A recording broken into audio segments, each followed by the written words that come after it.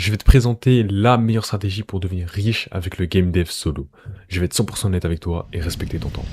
Étape 1, l'idée. On va réfléchir en tant qu'entrepreneur et non pas en tant que développeur. Dans tous les business, la règle est simple.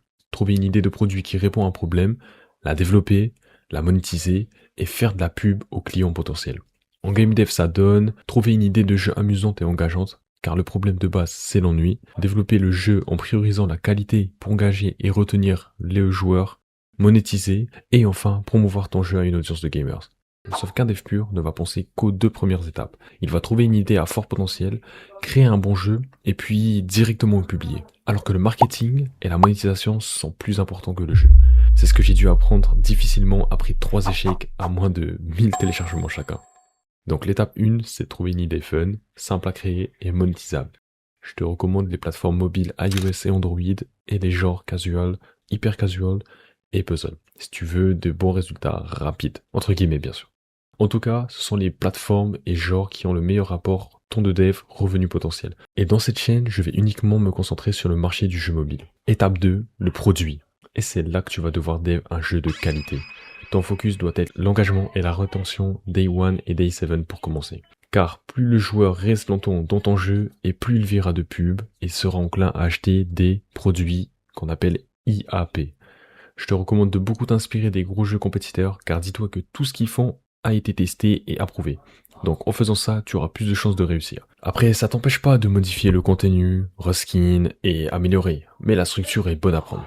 Tu vas aussi devoir créer ce qu'on appelle un onboarding simple et amusant pour le joueur. Le onboarding, c'est le premier tutoriel du jeu. Ça peut être aussi simple qu'un doigt à suivre, un focus écran noir sur une feature ou aller jusqu'à afficher du vrai texte pour le tuto. Mais je recommande vraiment pas pour les genres de jeux que j'ai cités à l'étape 1. Sans le onboarding, tu passes à côté d'un énorme nombre de users qui ont juste pas compris ton jeu et donc tu passes à côté de beaucoup d'argent. Étape 3, monétisation. Après avoir dev le jeu ou même encore mieux, pendant que tu dev le jeu, il va falloir monétiser. Car un jeu, c'est pas de l'argent à chaque installation. Non. Si c'était comme ça, tout le monde serait milliardaire. Pour générer l'argent, il faut soit que le joueur regarde une pub, soit qu'il dépense de l'argent dans ton jeu. Pour les pubs, il vaut mieux focus sur les publicités à récompense, rewarded ads, car c'est ce qui fait le plus d'argent et de loin, vraiment. En plus, elles ne dérangent pas l'utilisateur comme les pubs interstitielles. Ce sont des pubs forcées, donc c'est de l'argent garanti, mais vraiment à doser. Un joueur qui regarde 3 pubs par jour et qui revient pendant un mois, c'est bien mieux qu'un joueur qui va regarder 10 pubs la journée, mais pas après 2 jours. Je te laisse faire le calcul. Puis tu as App Open Ads, qui est un bon format sans trop déranger le joueur, comme tu peux le voir. Et enfin, les bannières. Mais ça fait vraiment rien en revenu. Carrément, je ne mets même plus de bannières dans mes jeux. Ça nuit juste à l'expérience. Donc pour les rewarded ads, tu veux créer le plus de points d'entrée possible pour ton jeu. Tout ce que tu as en tête, tu le mets. Par exemple, dans mon jeu Craft World, au début je mettais des rewarded ads juste pour revive, pour revivre après la mort, et obtenir des blocs supplémentaires. Mais maintenant, je mets des ads pour augmenter la vitesse de la nuit, avoir plus de GM, obtenir plus de blocs, mais regarde, ça s'affiche dans le monde aussi, pour avoir un item spécial par jour avec un marchand, pour tester la dimension Aether, etc. J'ai encore au moins 50 remplacements pubs dans ce jeu.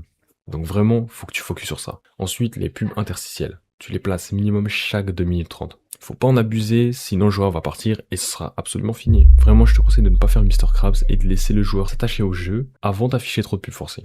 Ne les place surtout pas en plein level ou gameplay aussi. Et puis tu peux monétiser avec les EIP. Mais là, c'est beaucoup plus complexe et je préfère faire une vidéo détaillée à ce sujet. Mais en gros, le mieux pour tout est de copier la stratégie de monétisation des gros jeux de la catégorie. Juste adapte le pricing à ton niveau, bien sûr. Étape 4, marketing. Et là, c'est l'étape la plus importante. Tu as beau avoir publié le meilleur jeu du monde, mais si personne ne le sait et personne ne l'installe, alors ce sera un échec total. On va commencer par s'intéresser à la publication. Tu vas d'abord publier sur Google Play Console. C'est juste 25$ pour créer le compte Google et après tu peux publier autant de jeux que tu veux sur Google Play pour la vie. Et puis dès que tu vois que ton jeu fonctionne sur Google Play, alors tu vas pouvoir publier sur Apple Store Connect. La raison de ce délai est parce que Apple demande 100$ l'année pour tes jeux. Donc en soi, c'est vraiment pas cher non plus, mais je sais que certains d'entre vous sont encore étudiants ou mineurs et ne veulent pas dépenser l'argent de leurs parents sans être sûrs de au moins rembourser la somme. Par contre, de mon expérience, Google Play c'est le meilleur pour emmener beaucoup de joueurs pour pas cher, mais sur Apple, il y a beaucoup plus de joueurs qui achètent des IAP dans ton jeu et même les ads génèrent vraiment plus d'argent. Le potentiel revenu est vraiment plus élevé sur Apple. Avant de publier, tu vas devoir créer la page et là, je ferai un tuto complet dessus tellement c'est important. Les photos, mots-clés, titres, c'est ce qui va te permettre de maximiser les téléchargements gratuitement. On appelle ça téléchargement organique. Mais pour être très bref, il faut que tu choisisses de bons mots-clés et choisis les meilleurs screenshots de ton jeu. Les 2 premiers mots de ton jeu sont aussi les plus importants. Je te conseille d'utiliser ce site gratuit pour les mots-clés ou alors celui-ci pour avoir des résultats très fiables, mais par contre c'est quand même payant. Et maintenant tu as DF, publier et optimiser la page. Mais pourtant, tu te rends compte que tu fais quasiment 0 installation. Et c'est normal, car les installations organiques seules ne suffisent que très rarement. Et là, il y a 2 écoles. Les gens qui ont un budget et qui vont payer pour amener des utilisateurs, et ceux qui vont faire des vidéos YouTube fun pour ramener des joueurs, comme je le faisais avant. Les 2 méthodes peuvent fonctionner, honnêtement. En tout cas, j'ai testé les 2. Mais le mieux pour vraiment devenir riche, en mon opinion, c'est le Paid User Acquisition. Car être développeur et créer des vidéos YouTube, ça prend beaucoup de temps. Et en plus, la vidéo va te ramener un boost d'utilisateurs, certes gratuit, mais qui durera limite une semaine. Si tu fais du paid acquisition, il va falloir que tu focuses sur toujours avoir un revenu moyen supérieur à la somme que tu dépenses. Si tu dépenses plus que ce que le joueur te rapporte, tu vas t'endetter vraiment rapidement. Note aussi que plus tu ramènes d'utilisateurs et plus il sera difficile d'être en profit, car la qualité des users ne sera pas la même. Donc c'est pour ça que je recommande de t'associer à une équipe marketing sur ce point-là. Par contre, si tu décides de promouvoir ton jeu avec les réseaux sociaux, alors t'inquiète pas, t'as juste à t'abonner à la chaîne et je vais faire une vidéo complète sur comment être un game dev YouTuber. Le conseil le plus important serait de focus sur une audience de joueurs et donc de faire des vidéos fun et peu techniques, car c'est des joueurs que tu veux, pas des développeurs. Enfin, maintenant que tu sais tout, voici la stratégie complète. Tu vas trouver une idée populaire, trending qui fonctionne, tu vas te donner 1 à 2 mois pour bien dev le jeu avec une IA comme Claude pour aller plus vite, et appliquer tous les conseils de monétisation que je t'ai donnés. Ensuite, tu publies sur Google Play et App Store si tu as déjà le compte, tu optimises ta page et surtout tu vas promouvoir ton jeu sur les réseaux sociaux et ou alors en paid acquisition.